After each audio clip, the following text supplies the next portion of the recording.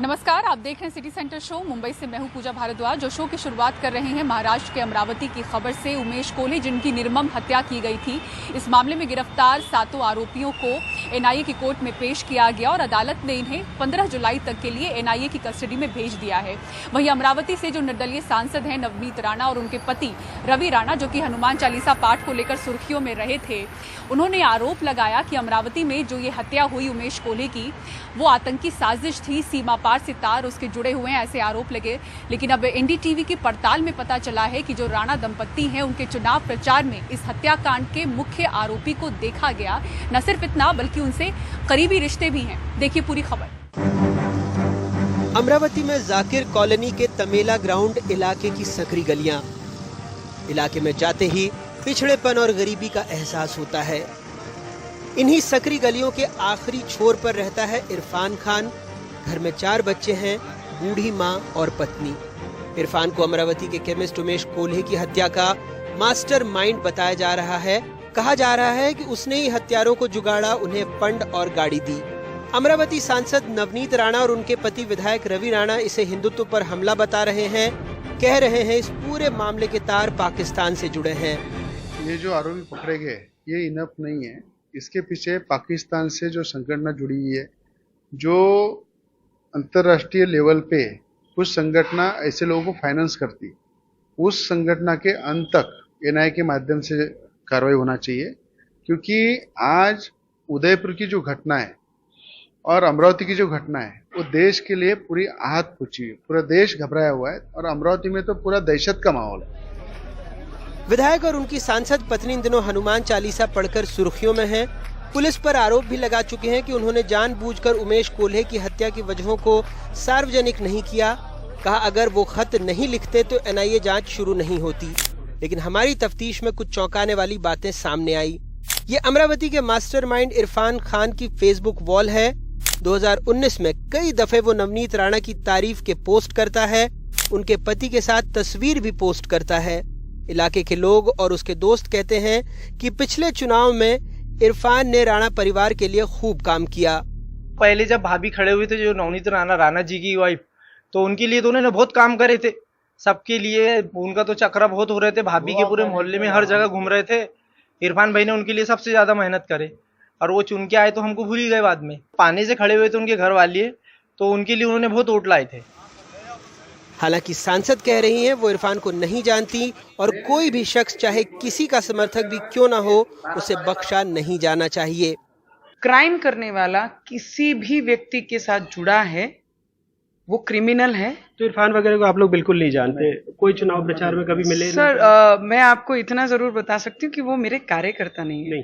अगर वो मेरे कार्यकर्ता हैं तो मुझे लगता है मैं इस परिवार को जाके नहीं मिलती। जिनके वो कार्यकर्ता हैं, जो खुद को गार्जियन मिनिस्टर कहती थी ये जिले के जो थे, उन्होंने कोल्हे परिवार को जाके सिंपथाइज क्यों नहीं किया? मेरे कार्यकर्ता रहते थे या कोई भी रहते थे, मेरे को तो, मैं तो कभी आज तक उनसे मिला भी नहीं, ना उनको पहचानता हूँ, ना कोई मेरे साथ उनका फोटो है, ना कोई किसी प्रकार का मेरा उनसे कोई संबंध है। पर मेरा बोलना है, ये कोई भी पार्टी में ऐसे लोग होंगे तो उसका विरोध होना चाहिए। आज कांग्रेस ने विरोध क्यों नहीं किया? क्यों कोल्हे को समर्थन क्यों नहीं दिया? कोल्हे परिवार के पीछे क्यों खड़े नहीं रहे? वहीं कांग्रेस का मानना है कि मामला गंभीर है। वो राणा परिवार के आरोपों को भी झूठा बता रहे हैं। जो राजस्थान में आपने देखा होगा कि जो छपड़ा आदमी है, जो जिसने ये घटना की है, वो ताहिर नाम का, जो क्या नाम का था, वो भी बीजेपी का कार्यकर्ता निकला। ये भी आपने देखा होगा कि यहाँ पे नवनीत राणा का कार्यकर्ता मिला। तो एक सोची समझी चाल जो है कि धर्म के आधार पर, जाति के आधार पर लोगों को तोड़ो और उसमें सत्ता कर लो, यही जो प्लानिंग बीजेपी ने किया है, उसी का दर्शन पूरा देश भुगत रहा है। इधर हत्या का आरोप इरफान पर है, लेकिन सजा परिवार भी भुगत रहा है। एक अजीब सी खामोशी उसके घर में है। माँ बीवी को पता ही नहीं लग रहा कि हुआ क्या है। हमको इस बात से कुछ पता ही नहीं है। हम बाहर ही नहीं जाते, दोनों सास बहू हम हमारे घर में रहते, हमारा पढ़ना लिखना, बच्चों को पढ़ाते लिखाते, बस यही काम करते हैं। अब ये मुश्किल है हमारे पीछे। अब हमने तो बहुत मुश्किलें उतार अभी, और ये मुश्किल उतार ली। कपड़े धोते थे, काम करते थे लोगों के घर पर में। बहुत मुश्किल है। अब अल्लाह है हमारा साथ, जो भी करेंगे अल्लाह। जिस भी हाल में रखेंगे मैं इनको नहीं छोड़ूंगी। मैं जिंदा हूँ जब तक। और आप लोग बिल्कुल नहीं समझ पा रहे हैं कि क्यों ऐसा हुआ, क्या हुआ? हमको कुछ भी नहीं मालूम इसलिए हमको तो क्या बोलना हमने। उनका मोबाइल वगैरह भी सब पुलिस वाले ले गए। हाँ। बहरहाल अमरावती में कपिल मिश्रा की भी एंट्री हो गई है। उमेश कोल्हे के परिजनों को उन्होंने 30 लाख रुपए देने का ऐलान किया है। इसी मामले से जुड़े एक और घटनाक्रम में गिरफ्तार 7 आरोपियों को मुंबई में एनआईए कोर्ट में पेश कर दिया गया, जहां बचाव पक्ष ने मामले में यूएपीए लगाने का विरोध किया और कहा यह सिर्फ हत्या का मामला बनता है। वहीं एनआईए ने कहा कि आतंकी मामला है, साजिश के तार गहरे हैं, इस संबंध में उनके खिलाफ सबूत हैं जिसे वक्त आने पर वो पेश कर देंगे। कोर्ट ने 15 जुलाई तक आरोपियों को एनआईए की हिरासत में भेज दिया है। कौन किसका कार्यकर्ता है ये तो खैर सवालों के घेरे में है, लेकिन सत्ता और सियासत की नूरा कुश्ती के बीच एक बेगुनाह शख्स की जान चली गई। कानून के हाथ लंबे थे, बावजूद इसके वो उसे बचा नहीं पाए। अमरावती से अपने कैमरा पर्सन रिजवान खान के साथ अनुराग तिवारी, एनडीटीवी इंडिया। महाराष्ट्र में बड़ी जद्दोजहद के बाद एकनाथ शिंदे और देवेंद्र फडणवीस की सरकार बनी। अब इसके सामने मंत्रिमंडल विस्तार की एक बड़ी चुनौती है। 40 विधायक जो एकनाथ शिंदे के साथ गए वो भी आस लगाए बैठे हैं, तो वहीं बीजेपी के लोग भी कई उम्मीद पाले होंगे। ऐसे में सूत्रों के हवाले से मंत्रिमंडल विस्तार को लेकर जो जानकारियां सामने आ रही हैं, आपको वो बताते हैं। सूत्रों के हवाले से पता चल रहा है कि शिंदे सेना को हर 3 विधायक पर 1 मंत्री पद मिल सकता है। बीजेपी में हर 4 विधायक पर 1 मंत्री पद मिल सकता है। महाराष्ट्र में कुल 45 मंत्री बन सकते हैं। शिंदे सेना के 13 और बीजेपी के 25 मंत्री बन सकते हैं। बीजेपी का जोर नए चेहरों को मौका देने पर होगा। साथ ही निर्दलीय विधायकों को दोनों दल अपने अपने कोटे से हिस्सा देंगे। 11 जुलाई को सुप्रीम कोर्ट में सुनवाई के बाद इस पर आखिरी मुहर लग सकती है। और उद्धव सेना गुट को एक और बड़ा झटका मुंबई से सटे ठाणे से लगा है, जो कि गढ़ माना जाता है एकनाथ शिंदे का। ठाणे महानगर पालिका के 66 पार्षद शिंदे सेना गुट में औपचारिक रूप से शामिल हो गए। मुख्यमंत्री एकनाथ शिंदे से मुलाकात के बाद ठाणे महानगर पालिका के ये पार्षद उद्धव ठाकरे गुट से अलग हो गए।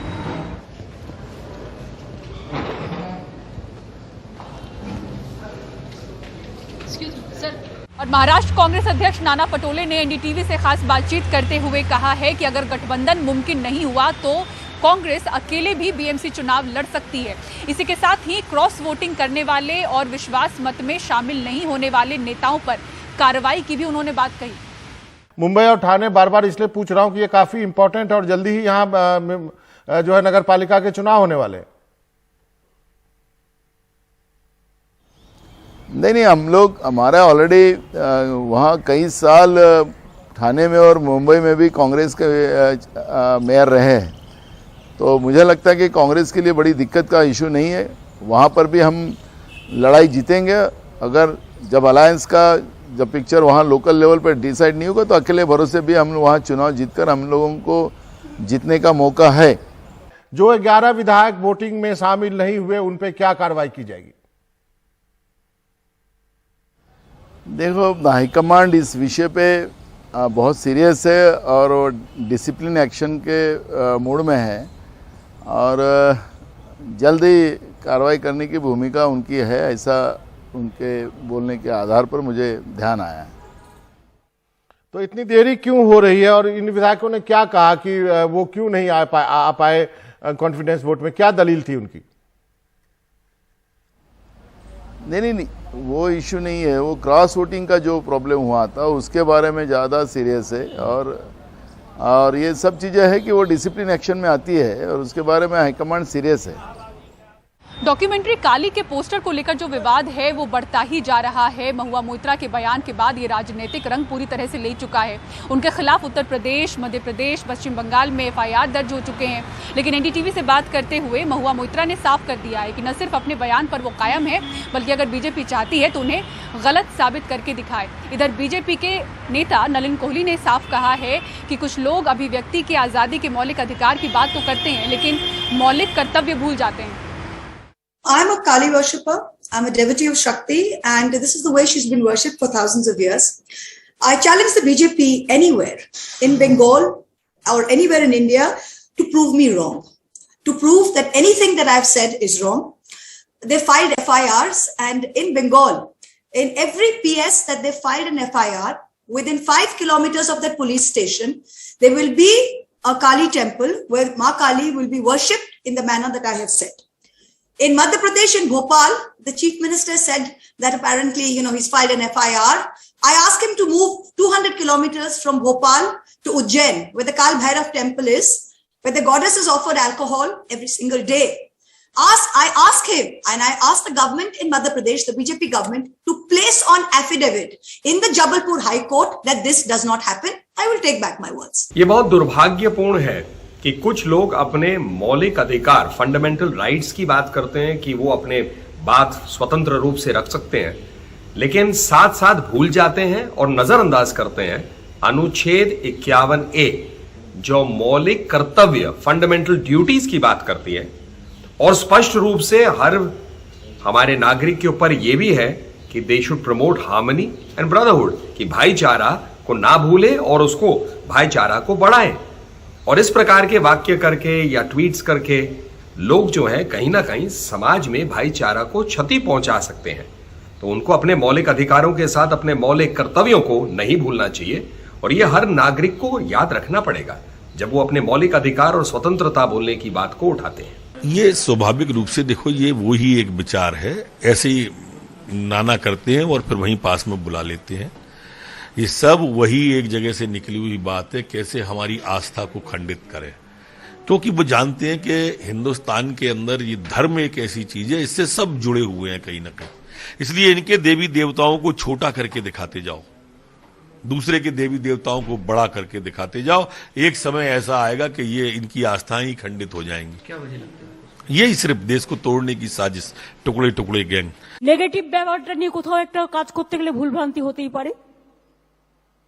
রাইট টু মেক ব্লান্ডার্স, একথা তো নেতাজি সুভাষচন্দ্র বসু বলেছিলেন। ভুল করবার অধিকার, এটাও একটা অধিকার। কাজ যে করে ভুল করে, সে যে কাজ করে না সে ভুল করে না। তবে জেনে শুনে ভুল করা নয়, কাজ করতে গিয়ে যদি ভুল হয়ে যায় সেটা অবশ্যই রেক্টিফাই করে দেওয়া যায়।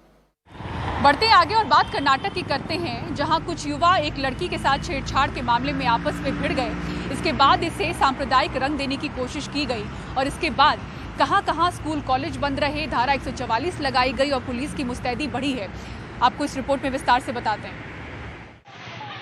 बागलकोट से तकरीबन 25 किलोमीटर दूर बादामी के केरूड़ में हुई हिंसा के सिलसिले में तकरीबन 2 दर्जन आरोपियों की गिरफ्तारी हुई है। बुधवार को नौजवानों के 2 गुट एक लड़की के साथ छेड़छाड़ को लेकर आपस में भिड़ गए। 4 लोग जख्मी हुए, आधा दर्जन बाइक और ठेले तोड़फोड़ की भेंट चढ़ गए। ಯಾವುದೇ ರೀತಿಯಿಂದ ಬೇರೆ ಒಂದು ಅಂಶಕ್ಕೆ ಜಗಳ ಆಗಿಲ್ಲ। ये मामला सिर्फ ईव टीजिंग का है। गलत खबर सोशल मीडिया पर फैलाने की कोशिश किसी को नहीं करनी चाहिए। एक छोटे से मामले की वजह से हिंसा हुई थी, दूसरी कोई और वजह नहीं थी और जो लोग घायल हैं वो पूरी तरह से होश में हैं और खतरे से बाहर हैं।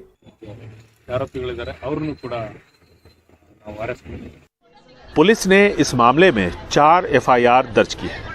बागलकोट सांप्रदायिक तौर पर कर्नाटक के संवेदनशील इलाकों में गिना जाता है। पुलिस की मुस्तैदी की वजह से हालात फौरन काबू में आ गए। कर्नाटक में विधानसभा चुनावों में 1 साल से भी कम का वक्त बचा है। ऐसे में सांप्रदायिक ध्रुवीकरण की कोशिश तेज हो गई है। बेंगलुरु से कैमरामैन कुमार के साथ निहाल खिदवई, NDTV इंडिया। भारी बरसात को लेकर मुंबई में रेड अलर्ट जारी है, लेकिन ये सवाल कायम है कि आखिर हर बरसात मुंबई डूबती हुई क्यों नजर आती है। आखिर बारिश का पानी सोखने की मिट्टी की क्षमता मुंबई में क्यों कम होती जा रही है। देखिए ये खास रिपोर्ट।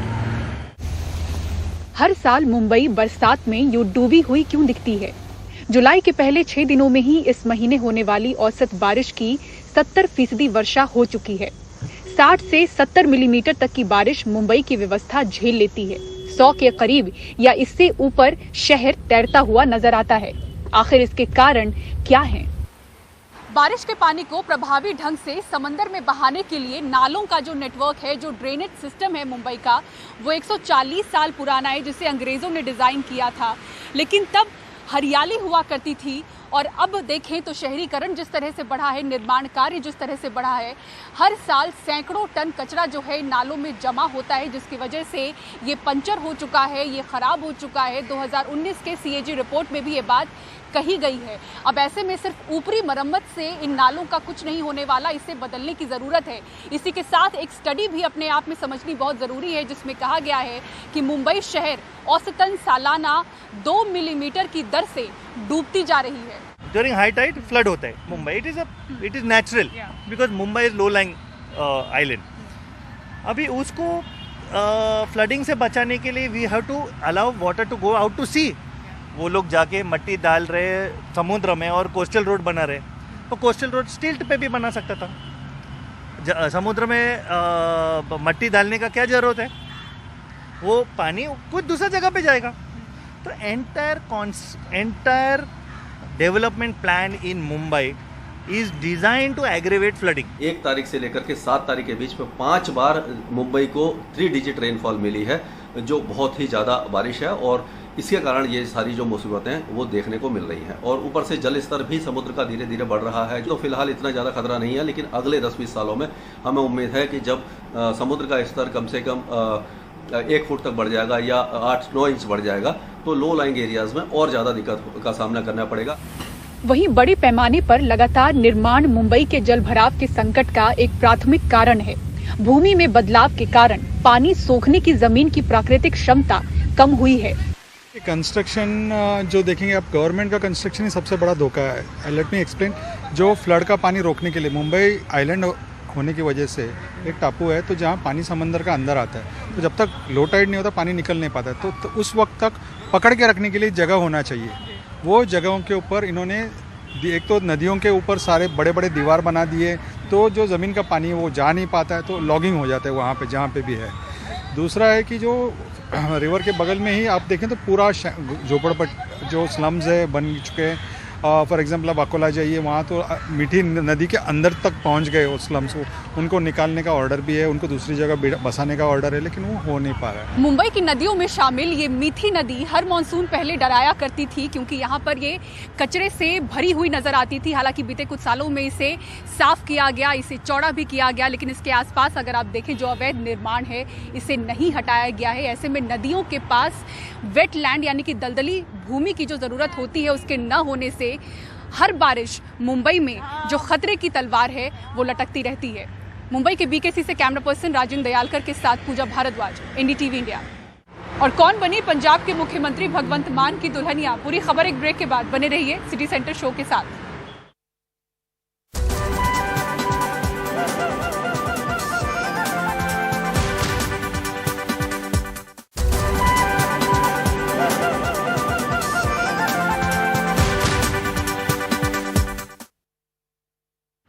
और पंजाब के मुख्यमंत्री भगवंत मान शादी के बंधन में बंध चुके हैं. ये उनकी दूसरी शादी रही. कुरुक्षेत्र हरियाणा की डॉक्टर गुरप्रीत कौर के साथ उनकी ये शादी हुई. चंडीगढ़ के सीएम आवास में बिल्कुल सादे समारोह में ये शादी संपन्न हुई. अरविंद केजरीवाल, राघव चड्ढा जैसे कुछ खास मेहमान ही शादी में शामिल हुए. पंजाबी शादी, लेकिन बिल्कुल सादी, यही सच था. एक सादे आयोजन में मान परिवार में आज जुड़ा एक नया सदस्य. पंजाब के मुख्यमंत्री भगवंत मान ने हरियाणा की डॉक्टर गुरप्रीत कौर के साथ 7 फेरे लिए. इस समारोह में परिवार के सदस्य और करीबी दोस्त भर रहे. मैं भगवान से प्रार्थना करता हूं कि उनको बहुत ही सुखी वैवाहिक जीवन दे और दोनों बहुत खुश रहें. डॉक्टर गुरप्रीत कौर का मान के परिवार से ही नहीं, पार्टी से भी रिश्ता रहा है. उन्होंने आम आदमी पार्टी के राघव चड्ढा के लिए पहले प्रचार किया हुआ है. उन्होंने कहा कि शादी पूरे रस्मों रिवाज और पारिवारिक हंसी खुशी के साथ संपन्न हुई. शादी में जूता चुराई जैसी सभी रस्में हुई. मान साहब को इतना खुश देखकर मैं भावुक हो गया. फिलहाल दुनिया की सबसे खुश महिला मान साहब की मां है. मान साहब ने बहुत ही समझदारी से अपनी दुल्हन चुनी है, जो एक बहुत अच्छी शख्स है और एक डॉक्टर है. शादी का समारोह खत्म हो चुका है. अब सबकी नजरें सियासत पर हैं. ये देखना दिलचस्प होगा कि डॉक्टर गुरप्रीत कौर, हरियाणा की रहने वाली डॉक्टर गुरप्रीत कौर, जो इस घर की नई सदस्य बनी है, क्या वो भगवंत मान की सियासी जोड़ीदार भी बनेंगी? चंडीगढ़ में मोहम्मद गजाली और कैमरा पर्सन अशोक महाले के साथ प्रियांशी शर्मा, एनडीटीवी इंडिया.